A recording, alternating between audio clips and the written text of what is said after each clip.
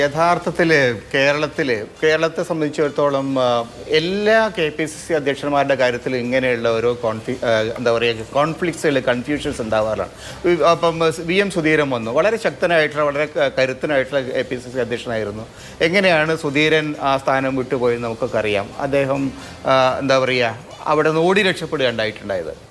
മുല്ലപ്പള്ളി രാമചന്ദ്രൻ അദ്ദേഹവും ആ തരത്തിലൊരു പ്രതിസന്ധിയിലൂടെ കടന്നുപോയിട്ടാണ് അദ്ദേഹം അത് ഉപേക്ഷിച്ചത്. അപ്പോൾ സ്വാഭാവികമായിട്ടും കോൺഗ്രസിനെ സംബന്ധിച്ചിടത്തോളം അവരുടെ ലീഡർഷിപ്പിൽ ഇത്തരത്തിലുള്ള പ്രതിസന്ധികൾ വളരെ സ്വാഭാവികമായിട്ടുള്ളതാണ്. കോൺഗ്രസ് ഒരു ജനാധിപത്യ പാർട്ടി ആയതുകൊണ്ട് ഇത്തരം വിഷയങ്ങൾ സ്വാഭാവികമായിട്ടും പാർട്ടിക്ക് അകത്ത് ചർച്ച ചെയ്യപ്പെടും, പാർട്ടിക്ക് പുറത്ത് ചർച്ച ചെയ്യപ്പെടും, മാധ്യമങ്ങളിൽ ചർച്ച ചെയ്യപ്പെടും. സമ്മർദ്ദ ശക്തികൾ, സമ്മർദ്ദ ഗ്രൂപ്പുകൾ പലതരത്തിലുള്ള തന്ത്രങ്ങളും കുതന്ത്രങ്ങളും ഉപയോഗിക്കുകയും ചെയ്യും. അപ്പോൾ അത്തരം കാര്യങ്ങളൊക്കെ ഇപ്പം നടക്കുന്നുണ്ട്. കോൺഗ്രസിനെ സംബന്ധിച്ചിടത്തോളം കോൺഗ്രസ് ഇതിനെ ഒഴിവാക്കാൻ കഴിയില്ല, കാരണം അവർ അത്തരത്തിലൊരു പാർട്ടിയാണ്. പക്ഷേ ഇവിടെയുള്ള പ്രശ്നം എന്താണ്? ഇവിടെയുള്ള രണ്ട് പ്രശ്നങ്ങളുണ്ട്. ഒന്നെനിക്ക് തോന്നുന്നത് സുധാകരനടക്കമുള്ള ലീഡർഷിപ്പ് അവർക്ക് ആരോഗ്യമുണ്ടോ ഇല്ലയോ എന്നുള്ളത് വേറെ വിഷയം. പക്ഷേ അവരൊരു 20-ാം നൂറ്റാണ്ടിൻ്റെ മധ്യത്തിൽ കേരള രാഷ്ട്രീയത്തിലേക്ക് വന്ന ആളുകളാണ്. ഇവരൊക്കെ ഒരു തലശ്ശേരിയിലെ ബ്രണ്ണൻ കോളേജിലെ പഴയ സ്പെഷ്യൽ ആക്ഷൻ്റെ കാലത്തുണ്ടായിരുന്ന രാഷ്ട്രീയമാണ് അവർ കൈകാര്യം ചെയ്തത്. നമ്മുടെ കാലം മാറിയിട്ടുണ്ട്, കേരളം മാറിയിട്ടുണ്ട്, കേരളീയ സൊസൈറ്റി മാറിയിട്ടുണ്ട്, തലമുറ മാറിയിട്ടുണ്ട്. അപ്പോൾ അതുകൊണ്ട് കുറേ കൂടി നമ്മുടെ സോഷ്യൽ റിയാലിറ്റിയോട് ഇൻട്രാക്ട് ചെയ്യാൻ കഴിയുന്നില്ല, അതിനോട് പോസിറ്റീവായിട്ട് മനസ്സിലാക്കാൻ കഴിയുന്ന, അതിനോട് സജീവമായിട്ട് റിയാക്ട് ചെയ്യുന്ന ഒരു പുതിയ തലമുറ ലീഡർഷിപ്പിനെ കൊണ്ടുവന്നേ പറ്റുള്ളൂ. കോൺഗ്രസിനെ സംബന്ധിച്ചിടത്തോളം അത് ഇപ്പോഴും ചെയ്യുന്നില്ല, പിന്നെ ഒരിക്കലും അവർ ചെയ്യാൻ കഴിയില്ല. മറ്റു പാർട്ടികളുടെ സ്ഥിതി എന്താണ്? CPM-നെ സംബന്ധിച്ചിടത്തോളം എത്രയോ ലീഡർഷിപ്പിൽ വലിയ മാറ്റങ്ങളാണ് വന്നിരിക്കുന്നത്.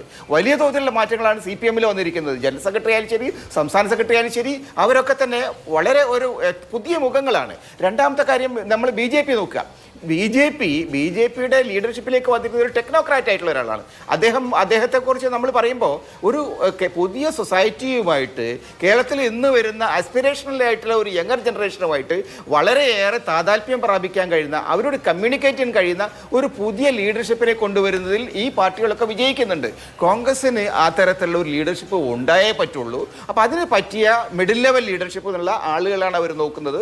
സ്വാഭാവികമായിട്ടും ആന്റോ ആന്റണി ആയാലും ശരി, മറ്റാളുകളായാലും ശരി, അവരൊക്കെ തന്നെ ആ ഒരു മിഡിൽ ലെവൽ ലീഡർഷിപ്പിൽ നിന്ന് ഹയർ ലീഡർഷിപ്പിലേക്ക് വരാൻ യോഗ്യരായിട്ടുള്ള ആളുകളാണ്. അതിനപ്പുറം സ്വാഭാവികമായിട്ടും ഈ പൊതുവിൽ ക്രിസ്ത്യൻ കമ്മ്യൂണിറ്റിക്ക് ഇപ്പോൾ കിട്ടേണ്ടതായിട്ടുള്ള, അല്ലെങ്കിൽ ഇപ്പോൾ കിട്ടിയിട്ടില്ലാത്ത ഒരു റെപ്രസെൻറ്റേഷൻ്റെ ഒരു പ്രശ്നമുണ്ട്. അതുകൂടി കണക്കിലെടുത്തുകൊണ്ടാണ് ഈ പേരുകൾ വരുന്നതെന്ന് ഞാൻ കരുതുന്നത്. അല്ലാതെ മറ്റേതെങ്കിലും അവർ കത്തോലിക്കരായതുകൊണ്ടാണോ യക്കോബായ ആയതുകൊണ്ടോ അതൊന്നുമല്ല. മറിച്ച് ആ തരത്തിലുള്ള പാർട്ടിക്കകത്ത് ശക്തമായിട്ടുള്ള ഒരു പുതിയ ലീഡർഷിപ്പിന് കൊടുക്കാൻ ശേഷിയുള്ള ഒരു മിഡിൽ ലെവൽ ലീഡർഷിപ്പിൽപ്പെട്ട ആളുകളാണ് അവരൊക്കെ. അവർ ഹയർ ലെവലിലേക്ക് വരണം, അതിന് യോഗ്യത അവർക്കുണ്ട്. ആ നിലയിലാണ് ഹൈക്കമാൻഡ് അതിനെ കണ്ടിട്ടുള്ളത് ഞാൻ മനസ്സിലാക്കുന്നത്. കത്തോലിക്കരാണോ എന്നുള്ളത് അല്ല വിഷയം, പക്ഷേ കത്തോലിക്കരായിട്ടുള്ള ആളുകളെ കൂടി ലീഡർഷിപ്പിലേക്ക് കൊണ്ടുവരിക എന്നുള്ളത് പാർട്ടിക്ക് വളരെ പരമപ്രധാനമാണ്. തീർച്ചയായിട്ടും.